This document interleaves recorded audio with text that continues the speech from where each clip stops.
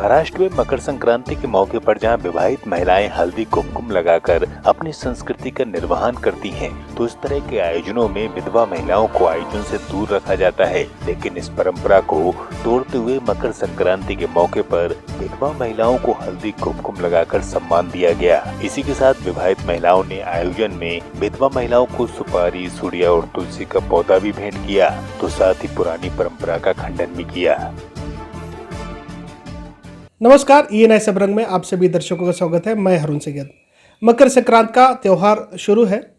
खासतौर पे महाराष्ट्र में मकर संक्रांति के त्यौहार में महिलाओं को, अपने रिश्तेदारों को, आड़ोस पड़ोस के महिलाओं को बुला के, अपने फ्रेंड्स को बुला के हल्दी कुंकू का कार्यक्रम लिया जाता है, जिसमें उनका यथोचित सत्कार किया जाता है उन महिलाओं का, और उन्हें गिफ्ट वगैरह दिया जाता है।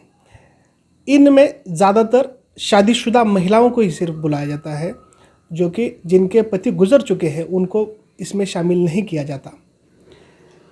हमारे रागिनीता यादव मैडम ने एक अनोखे अंदाज में विधवा महिलाओं को बुला के इसका अलग सा कार्यक्रम लिया है। वो है लातूर में। हमारे साथ एक विधवा महिलाएं हैं। वो कितने बरसों के बाद इस कार्यक्रम में शामिल हुए हैं और वो क्यों शामिल होते हैं या क्यों नहीं बुलाया जाता, ये कार्यक्रम क्यों लिया जाता है, इस सभी की जानकारी हम उन्हीं से लेंगे। मैडम नमस्कार। नमस्ते। आप कितने वर्षों के बाद इस कार्यक्रम में आए हैं, क्या जानकारी देंगे? लगभग 27-28 साल हो गए एक इस कार्यक्रम में, इस त्यौहार में मैं नहीं आई। आज सुबह रागिनी ताई ने मुझे इनवाइट किया। पल भर के लिए लगा मुझे क्यों इनवाइट कर रही है। महाराष्ट्र में इस त्यौहार में जिसके पति नहीं है उसको बुलाया नहीं जाता, अशुभ माना जाता है ये।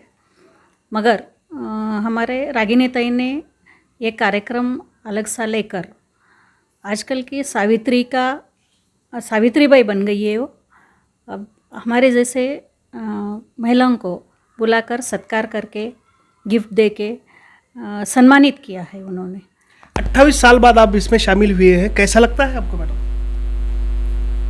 बहुत बढ़िया लगता है, अच्छा लगता है। समाज का कोई तो हम भी इंसान है ऐसा लग रहा है। इतने दिन तो किसी ने बुलाया नहीं। अगर कहीं जाते भी हम तो सब महिलाएं एक दूसरे की तरफ देखती है, यहाँ क्यों आई है ये, ऐसी उनकी नज़र रहती है, मगर बोलते नहीं, मगर नज़र से बोल जाते हैं वो, ऐसा हो जाता है। मगर आज बहुत बढ़िया लगा, अच्छा लगा। कुछ तो परिवर्तन समाज में आ रहा है, ये देखकर बहुत खुशी हो गई। और मेरी बहन जैसी रागिनी ताई है तो उन्होंने शुरुआत करी है, तो बहुत बढ़िया लग रहा है, अच्छा लग रहा है। बिल्कुल अपशगुन माना जाता है विधवा महिला को हल्दी कुंकू के कार्यक्रम में बुलाकर। एक अनोखे अंदाज में रागिनी ताई ने ये कार्यक्रम लिया है। क्या मकसद होता है इस कार्यक्रम का, क्यों लिया जाता है ये महाराष्ट्र में, खासतौर पे मकर संक्रांति में ही हल्दी कुंकू का कार्यक्रम लिया जाता है, क्यों गिफ्ट जाता है, क्या अधिकतम जानकारी देंगे? मकर संक्रांति ये महाराष्ट्र में एक महिलाओं का त्यौहार है। ये पारंपरिक त्यौहार है। इस त्यौहार में हम सभी लोग एक दूसरे के घर पे जाना, हल्दी कुंकू लगाना और कुछ ना कुछ गिफ्ट देना, तिलगुल देना, ये सभी यहाँ 1 महीना 15 दिन तक एक माहौल चला रहता है। लेकिन इसमें एक बात ऐसी है कि जिनके पति गुजर गए हैं उनको इस त्यौहार में शामिल नहीं किया जाता। ये हर बार इन लोगों को इस त्यौहार से दूर रखा जाता है। लेकिन जब इस त्यौहार में मैं शामिल होती हूँ तो मेरे सामने हमेशा ये प्रश्न रहता है कि इन लोगों को क्यों नहीं, इनका क्या इसमें दोष क्या है, इनको क्यों इसमें शामिल नहीं किया जाता, इनको क्यों हमारे जैसे सम्मान नहीं दिया जाता, इनको क्यों हमारे जैसे घर पे बुला के हमें जो गिफ्ट दिए जाते हैं, हल्दी कुंकू दिया जाता है, तो इन लोगों को क्यों नहीं। ये सब माहौल, ये चित्र समाज का देख के मुझे खुद को ऐसा लगा कि पहले से अब 1800 में जो अपना हमारे राजमाता जिजाऊ माँ साहेब हैं, क्रांति ज्योति सावित्रीबाई फुले जी हैं, इन्होंने एक प्रथा शुरू की थी महिलाओं का सम्मान करने की। हर प्रकार की हर गट की महिला हो, हर सभी महिलाओं को सम्मान मिलना चाहिए।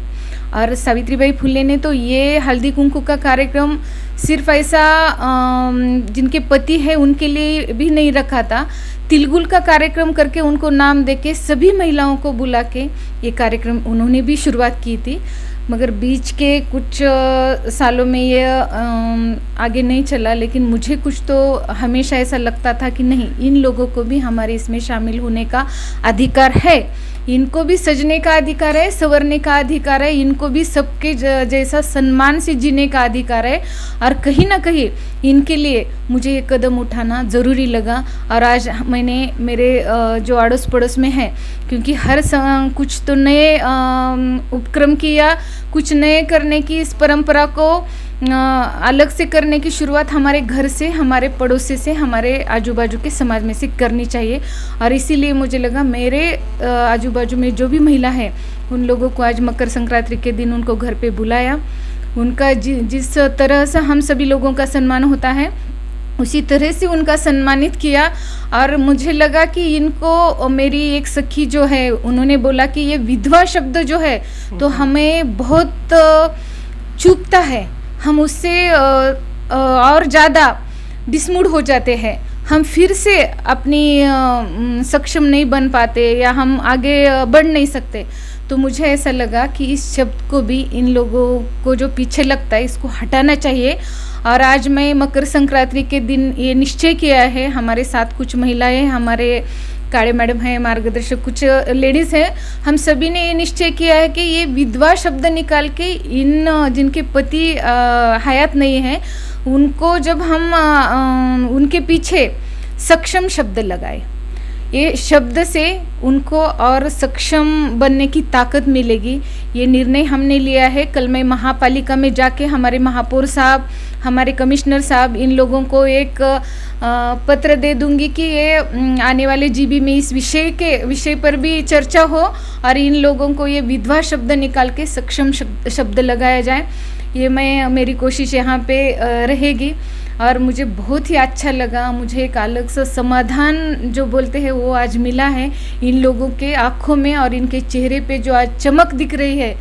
मैं जो ये कदम उठाई हूँ आज वो मुझे यशस्वी होते हुए दिख रहा है। निश्चित तौर पे ऐसा देखा जाता है, विधवा महिलाओं को कहीं भी किसी कार्यक्रम में नहीं बुलाया जाता, मगर ये पायंडा तोड़ा है हमारे रागिनी ताई ने। लोगों में ऐसा समझ है कि विधवा महिलाओं को बुलाने से कुछ अपशगुन होता है, मगर बात कहाँ तक सच है ये पता नहीं। आज इन्होंने यशस्वी करके दिखाया है कि विधवा महिला भी, ये भी इंसान होते हैं और इन्हें भी कुछ ख्वाहिशात होते हैं। हमारे साथ दूसरी एक महिला है जो जानना चाहते हैं उन्हीं से कि आज कितने सालों बाद आप इसमें शामिल हुए हैं, कितने बरसों के बाद, और किस तरह से खुशी होती है आपको? मैं यहाँ अब 1.5 साल के बाद इस प्रोग्राम में शामिल हो गई हूँ और बहुत खुशी मिलती है। जैसे कि एक सुहागन को सम्मान मिलता है वैसा ही हमें मिला है। और ये काम मेरी सहेली, सखी, बहन जैसी रागिनी यादव मैडम ने किया है और मैं उनका ऋण व्यक्त नहीं कर सकती कि इतना बढ़िया प्रोग्राम उन्होंने लिया है। किस तरह से खुशी होती है आपको? अब मैं शब्दों में व्यक्त नहीं कर सकती ऐसी खुशी, इतनी खुशी मिल रही है मुझे ये कार्यक्रम में आके। आपने कभी पहले सुना है ऐसा कार्यक्रम हुआ या किसी ने बुलाया? नहीं, अभी तक तो नहीं किया है किसी ने ये कार्यक्रम ऐसा, और किसी ने बुलाया भी नहीं है ये ऐसे कार्यक्रम, सुहागन के कार्यक्रम में, क्योंकि हमारे जैसे को बुलाना अपशकुन माना जाता है, बोल के नहीं बुलाते हैं इसलिए। लेकिन आज इन्होंने रागिनी यादव इन्हीं ने जो सम्मान दिया है वो बहुत अच्छा लगा। क्या अपील करना चाहेंगे लोगों से आप? मैं सब महिलाओं को ये संदेश देना चाहती हूँ कि जो भी जिनके भी पति गुजर गए हैं, अपने को कभी कम मत समझना, क्योंकि तुम तो स्त्री और पुरुष दोनों का ही काम करते हो।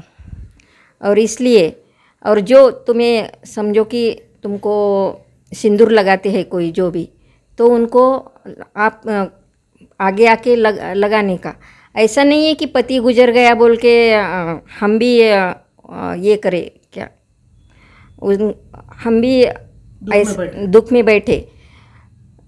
अपने पहले जैसा ज़माना गया है, अपना मन है वैसा जियो, कल क्या होगा पता नहीं है, आज वर्तमान में जियो। और समाज तो क्या है, समाज का अब बदल रहा है समाज बहुत, इसलिए मैं समाज को भी ये नहीं, मेरा जो अनुभव है कि समाज बहुत बदल गया है।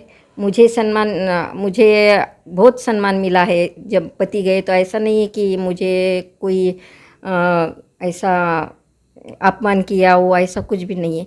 और ऐसे सहेली जो होती है जिसके पास, वो तो फिर खुद को बड़ा नसीबवान समझती है। निश्चित ये बात सही है कि रागिनी ताई जैसी सहेली होना ज़रूरी है। अक्सर ये देखा जाता है कि विधवा महिला होने के बाद उन्हें किसी भी कार्यक्रम में मान पान सम्मान नहीं दिया जाता, मगर लातूर में कुछ हटके रागिनी ताई ने कुछ किया है। जिन महिलाओं के हस्बैंड जब गुजर जाते हैं, वे अकेले पड़ते हैं, तो तब उन्हें समाज के सहारे की ज़रूरत होती है। और विधवा महिला को के पहनावे को देखकर ही पता चल जाता है कि वे विधवा महिला है। क्या उनको सजने संवरने का अधिकार नहीं है? इसी के मद्देनज़र रागिनी ताई ने एक नए पॉइंट से शुरुआत की है। और आज जितने विधवा महिला आए थे, पूरे सज धज के संवर के आए थे। कैमरामैन संतोष माने के साथ हारून सैयद, ENI न्यूज़, लातूर, महाराष्ट्र।